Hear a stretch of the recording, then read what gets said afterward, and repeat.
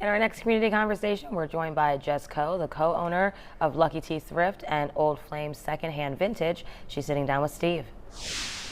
All right, Jess, appreciate you spending a few minutes with us. Thanks for having me. It's kind of the whole vintage market on the downtown mall. My daughter loves it because there are no shortage of options, certainly. Glad to add you to the mix and kind of tell us about your location and how that fits in with all of the vintage stores really that exist downtown. We are in a great spot. We're right on the First Street alley on Water Street, across from Darling and Dashing and Arsenic and Old Lace, just a short walk from Neon Soul, a couple other vintage stores that are all downtown. We love having vintage neighbors, so it's a little bit of a community feel and lots of different places that you can pop in and shop vintage.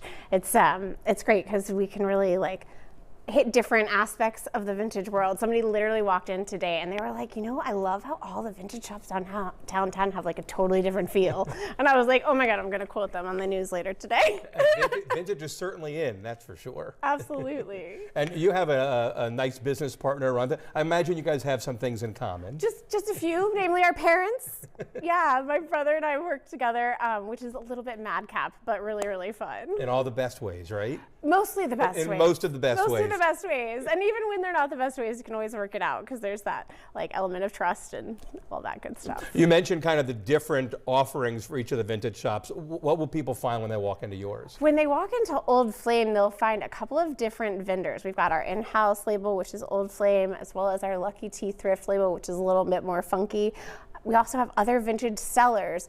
We've got Blueberries and Tea, we've got Fat Life, and also Venus Flytrap and Southern Thunder. So we have different vibes for different people. There's lots of different things to experience and find something unique and fun and wearable. We also have lots of local artisan vendors. So there's really cool locally made jewelry and things like that to find as well. And you and your brother both started in food service. How did you wind up making the transition? What was the inspiration? You know, we've always loved vintage and antiques. We grew up doing a lot of thrifting and antiquing in junk stores where you have to dig through all the things and find the best treasures, and always talked about wanting to have a little shop or something like that. So when we got to the point where we were like, we're too old to be in food service anymore, which is not true. I actually still work at the restaurant.